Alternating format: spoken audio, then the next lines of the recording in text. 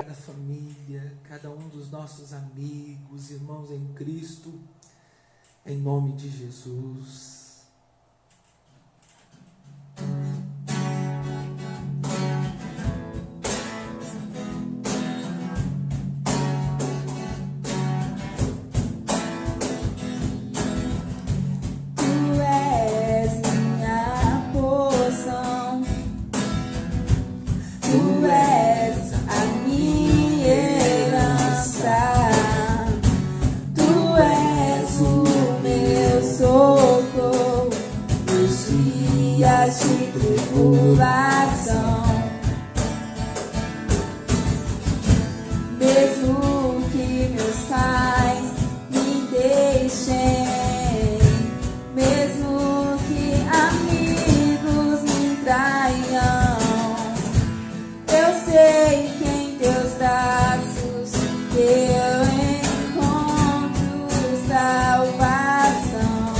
Seus olhos nesse momento e cante.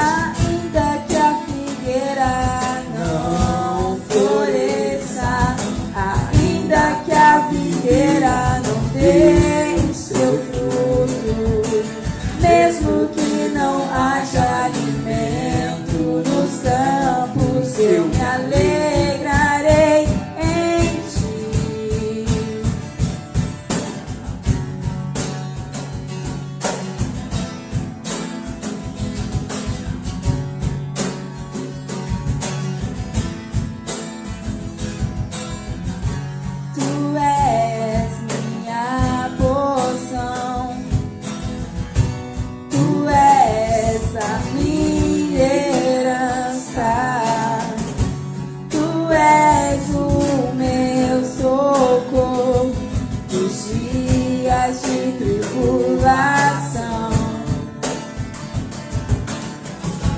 Mesmo que meus pais me deixem, mesmo que amigos me traiam, eu sei que em teus braços eu encontro salvação.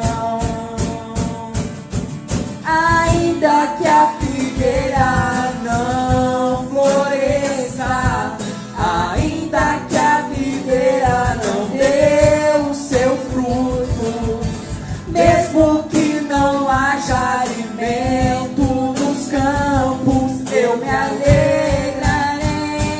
Nós nos alegraremos em ti, Senhor.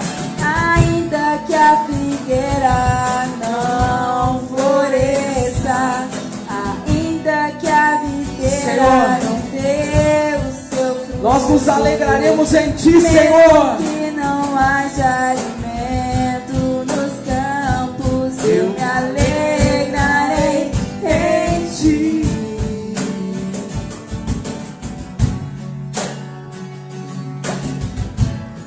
Muito obrigado, Senhor, pela oportunidade que temos de louvar, de bendizer, de exaltar o teu santo nome, Pai.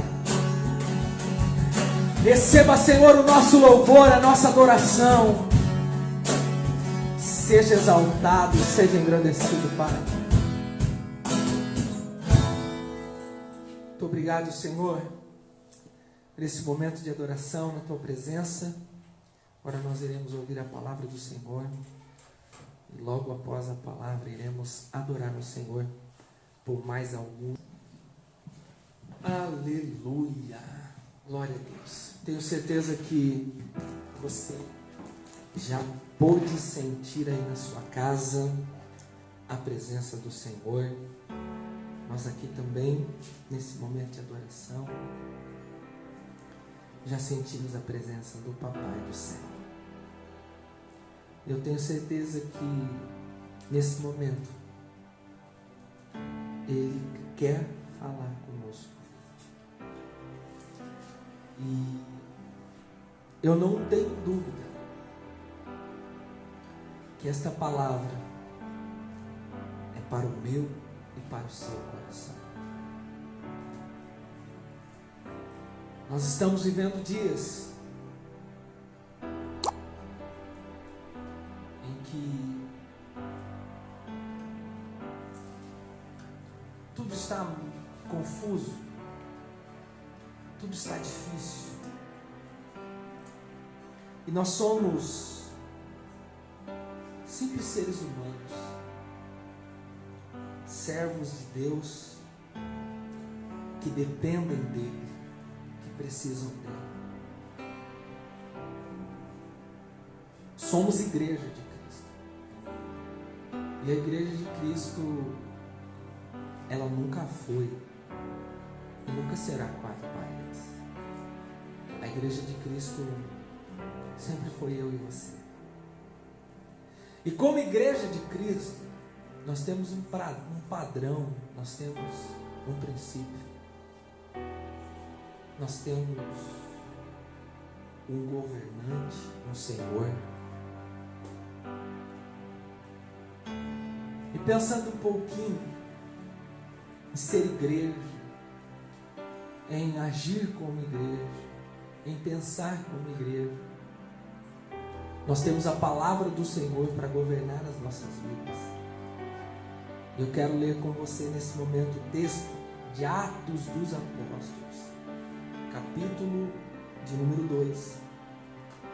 E o versículo de número 42 a seguir, que diz assim: e perseverava na doutrina dos apóstolos, e na comunhão, no partir do pão e nas orações.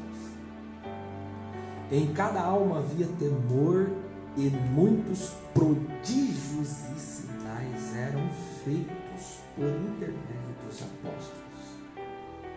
Todos os que creram estavam juntos e tinham tudo em comum. Vendiam as suas propriedades e bens, distribuindo o produto entre todos, à medida com que alguém tinha necessidade. Diariamente perseveravam unânimes no templo, partiam o pão de cada em casa e tomavam as suas refeições com alegria e singeleza de coração, louvando a Deus e contando com a simpatia de todo o povo. Enquanto isso, acrescentava-lhes o Senhor dia a dia os que iam sendo salvos.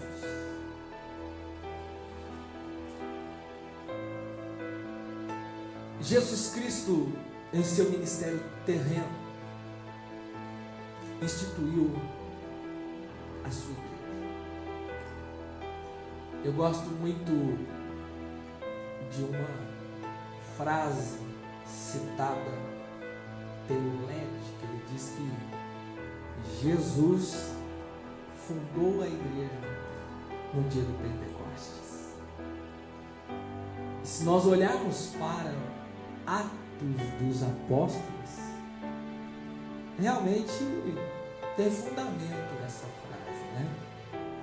Foi o momento que o Espírito Santo de Deus veio sobre os apóstolos, os 120 que estavam ali reunidos, e após aquele momento, todos voltaram para as suas casas, levando em consideração que eles estavam em Jerusalém para a celebração da festa do Pentecoste, 50 dias após a Páscoa, né? E se todos estavam reunidos em Jerusalém para celebrar o dia de Pentecostes, após a festa de Pentecostes, todos voltaram para casa. Só que os judeus e os gregos, enfim, começaram a receber a palavra do Senhor, porque os judaizantes que foram para celebrar a Páscoa foram impactados pela palavra de Deus. O Espírito Santo veio sobre eles. E agora eles se tornaram propagadores da palavra do Senhor Jesus em toda a região. Foi aí que surgiu a igreja de Filipenses, a igreja de Roma, a igreja de Tessalônica, a igreja de Colossos, e por aí vai. Antioquia, da Psídia, enfim, as igrejas da Ásia Menor. Os judeus estavam reunidos para a celebração do dia de Pentecostes, conforme diz Atos capítulo de número 1 e o início do capítulo de número 2. foram cheios do Espírito Santo e voltaram para as suas cidades, propagando o Evangelho, pregando o Evangelho de Cristo. E com isso a igreja começou a crescer. A igreja de Cristo foi fundada por Ele. E alguns princípios constituem esta igreja de Cristo. Algumas características descrevem a igreja de Cristo. Algumas verdades compõem a igreja de Cristo. A igreja de Cristo, como eu já disse, é você e sou eu. O templo é um lugar de reunião, que eu creio que em breve vai estar aberto. Nós já estamos agoniados. Saudade de ver os nossos irmãos, de podermos estar juntos novamente. Mas a igreja, eclesia de Cristo, somos nós. E algo precisa ser muito bem estabelecido na nossa vida cotidiana como igreja de Cristo. E muitos desses princípios que compõem ou que descrevem a igreja de Cristo estão contidas nesse texto. A igreja de Cristo, segundo Atos dos Apóstolos, é o padrão estabelecido por Cristo. A igreja de Cristo do primeiro século é o modelo, é a referência que nós temos como igreja, como corpo de Cristo.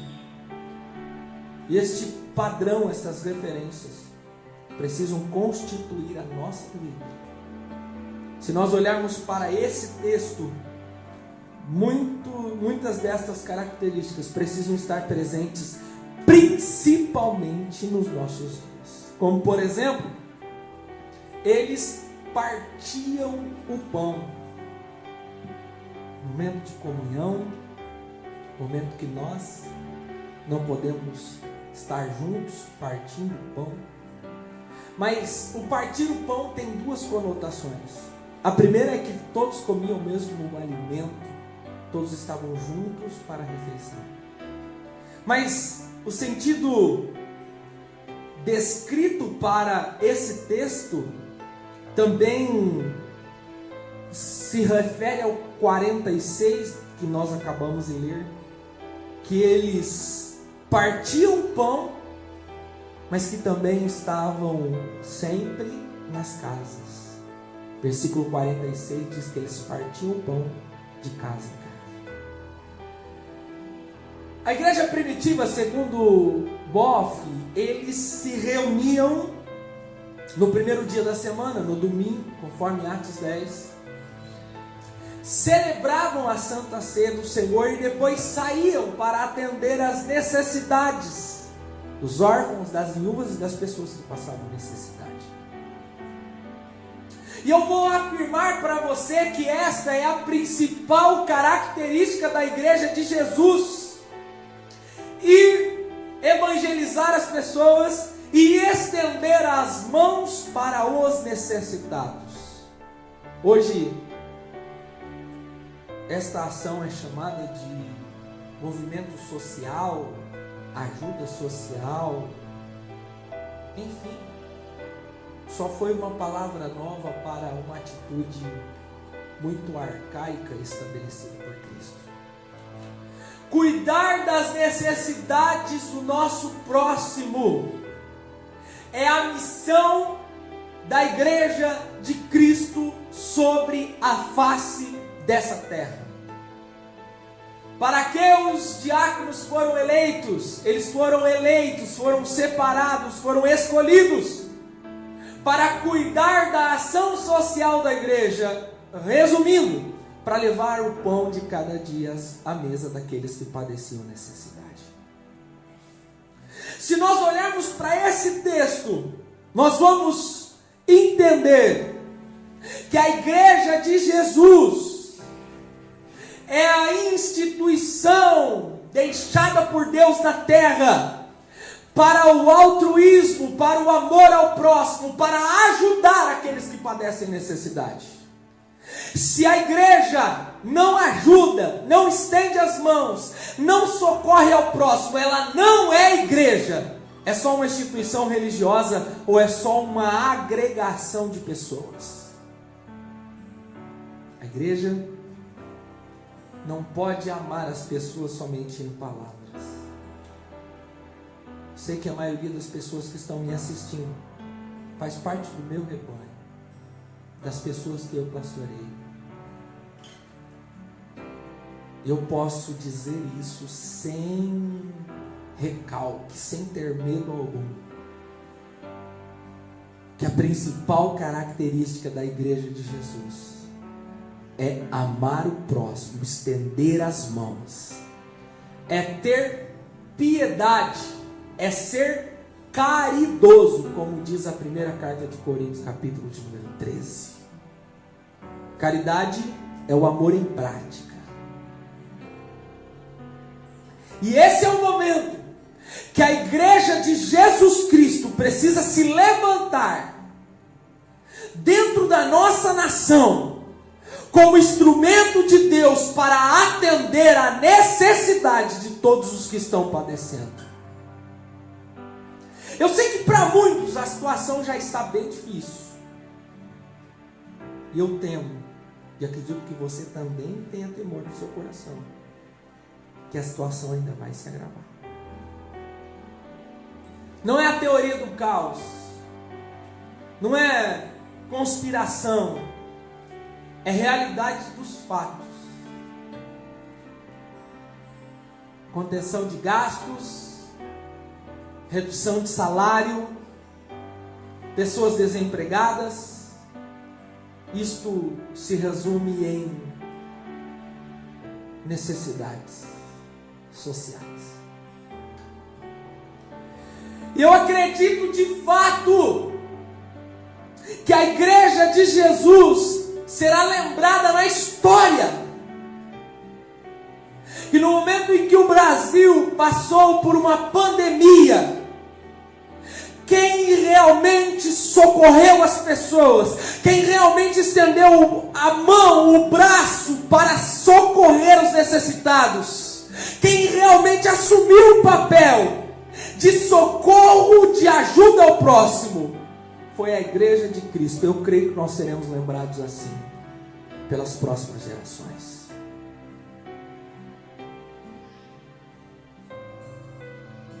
Se você até essa pandemia era uma pessoa egoísta, que pensava só em você, que se preocupava somente com o seu bem-estar, que estava feliz somente com as suas conquistas, que nunca se saciou por ter conquistado 1, 2, 3, 4, 10 bens. Eu quero te dizer que esse é o momento em que o Senhor quer tirar-nos do nosso comodismo para ajudarmos o nosso próximo. Eu vejo o mundo, e não só o Brasil, com um imenso, exacerbado orgulho, com um egoísmo radical. Eu vejo um mundo que até 2020 estava muito preocupado em saciar as suas próprias necessidades ou suprir os seus próprios luxos. Mas eu não tenho dúvida que uma das marcas que o Covid-19 deixará nas nossas vidas é que não adianta nada nós termos riquezas, que nós somos seres humanos, fracos, frágeis, que basta um vírus para nos destruir.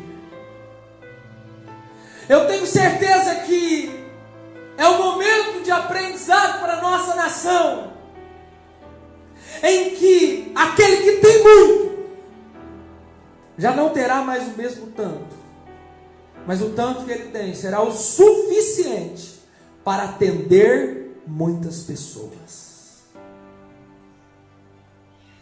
Eu não sei como tem sido a sua vida, mas eu quero te desafiar a ser um cristão autêntico, para ser igreja e estender as mãos aos que padecem necessidade.